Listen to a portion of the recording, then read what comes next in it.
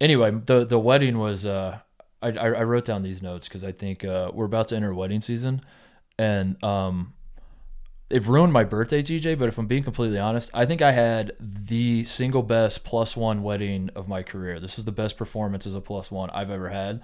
And as we're entering wedding season, um, I don't know. I just felt like maybe this might be useful. We have a lot of younger listeners. A lot of people going to this was stuff like when we did the PMT life advice show.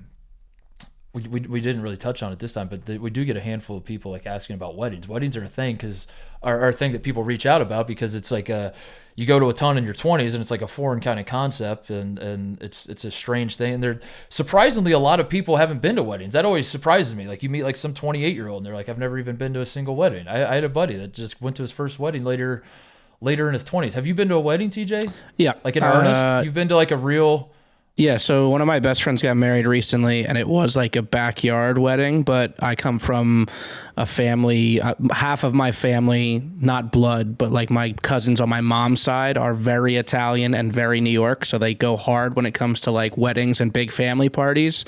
So I've been to some pretty like fancy Italian weddings, which are exciting places to be at. I've seen some movies. We'll Yeah. put it that way. I know.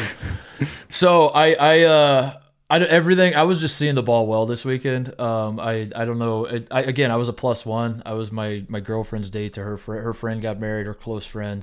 And I've had some bad performances. TJ as a plus one. I've been the guy that like sulks in the corner, and I'm like I don't know anybody here.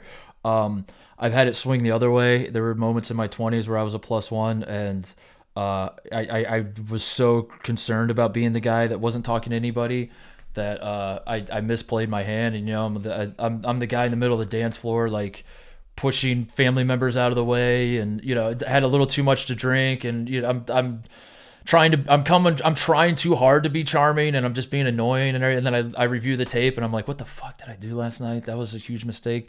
And I just felt like this wedding, it all came together for me and I was doing really, and I jotted down some notes. So I thought, at a time when we have to eat some innings in the sports podcast world, I thought I might share, just things I thought I did well, things I think that people can maybe this helps somebody. I don't know. It is wedding season. Summer's officially here and weddings are fun. I fucking love weddings. Yeah. There are people that don't love weddings, and I kind of understand why because you're like this. It's a lot of money, especially if it's a destination wedding, and are we even that close to friends with this guy and that sort of thing. I love love. I'm sorry, I do. When people are getting married, that is a joyous occasion. I love being there. I love having fun. I love celebrating it.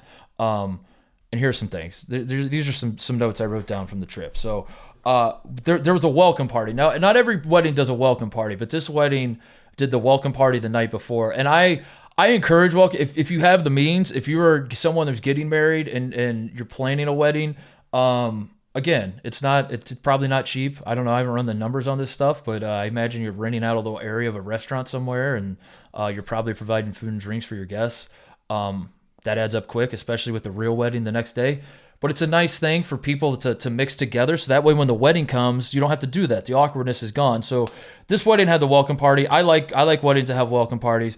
My attitude going into welcome party, and this is as a plus one, by the way. I want to reiterate this. This is not like a wedding where it's your buddy, you're going stag and it's your best friend and you're looking to get laid or something. You know what I mean? Like that is completely different game plan. This is, you've been dating a girl for a little while and her friend's getting married or her cousin's getting married or something like that. And you're kind of stepping into a world where you know a few of the people, you don't know most of the people there, and you're just kind of trying to feel it out, all that sort of thing. Welcome party. I view the welcome party as a scouting trip. I think that one night of the welcome party, you're not there to make any sort of impression, whatever. It's an intake of information. You're just reading the room. You speak only when spoken to. Like you just kind of you stay at your significant other's hip and just kind of follow them around, let them introduce you to everybody, and you just say hi, nice to meet you. Maybe pepper in a like, what do you do for a living? Where'd you guys fly in from? Or if you traveled, whatever. But it's just you keep it low key. It's almost like you weren't even there. You're at the welcome party just to like observe the other people, how they are interacting. You kind of notice the two guys that have their arms around each other, and you're like, all right, noted. Those two guys are close.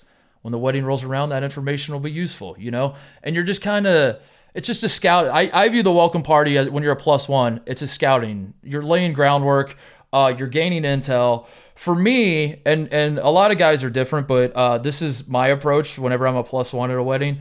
I lock in on the mother of the bride. That is the one person that I'm trying to impress, because I think when you look back on your performance as a +1, you're saying to yourself, I want positive reviews. And I think the way you leave an impression, you have to like find someone in the family that you can, you know, when the wedding's over, they will be saying good things about you, or they will be like talking to your significant other and be like, damn, your boyfriend's kind of whatever. And I've found, for me, the mother of the bride is the one you want to go after. So what I do at the welcome party is, I'm not stalking the mother of the bride, TJ. Don't get this wrong. I'm just, again, you're just kind of observing. You're just observing how many glasses of wine is she drinking? Okay, so she's a heavy drinker. She's not much of a drinker. Okay, that's good to know.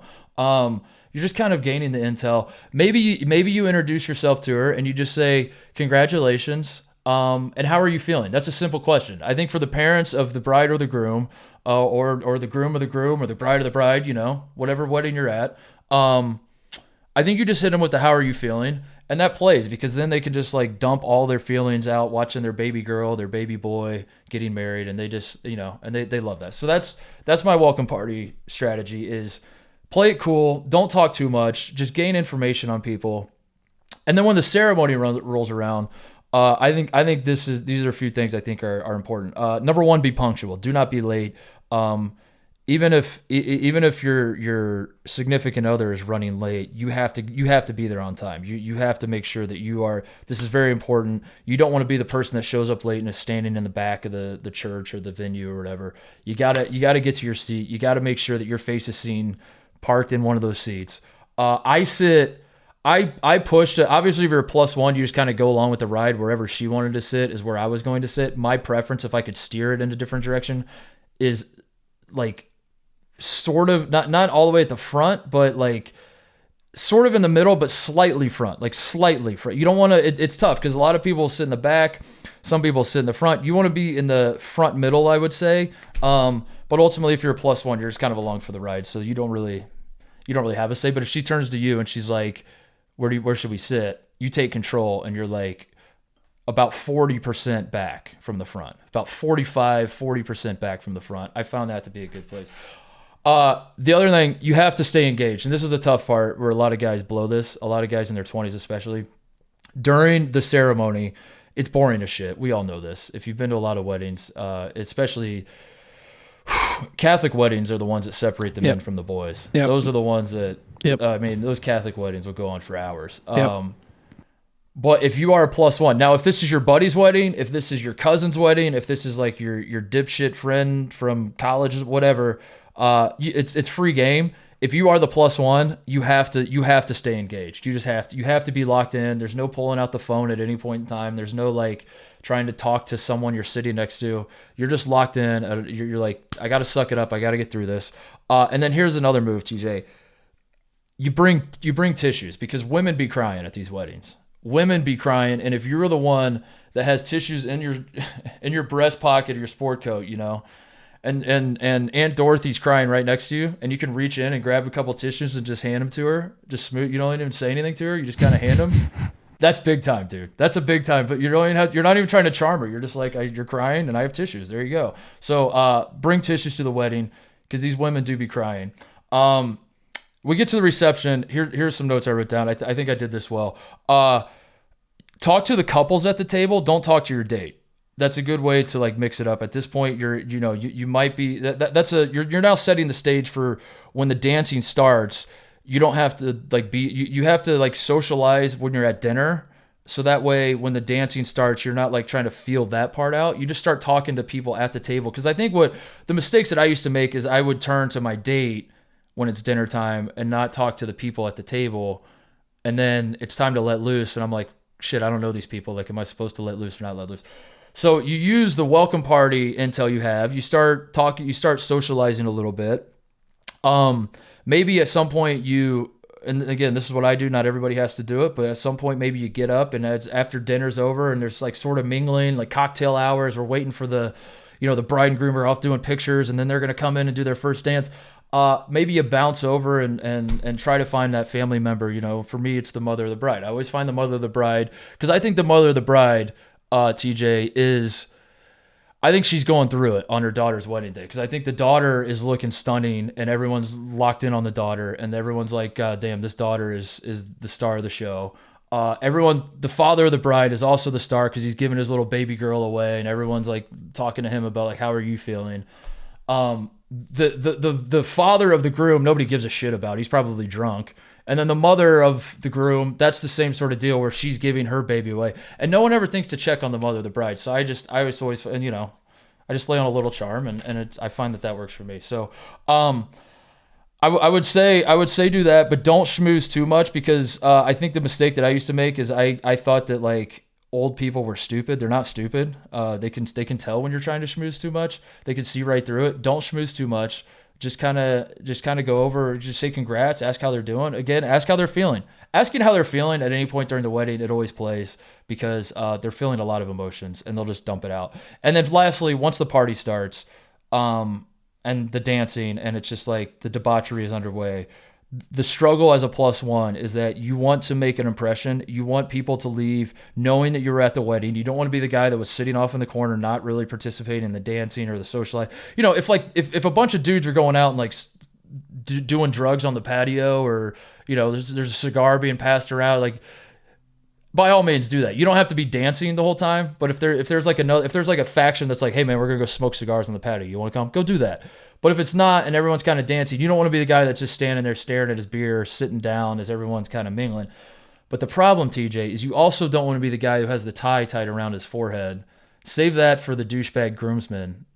Like, that's not your role. And I think the struggle that guys find is trying to figure out that balance of like, how do I make sure when I leave this wedding, people know that I was dancing, I was out there, and I was giving it my all, but also I wasn't the guy, bumping into the bride and groom as they're trying to dance, and I'm like pushed, trying to make it about me. So that's it.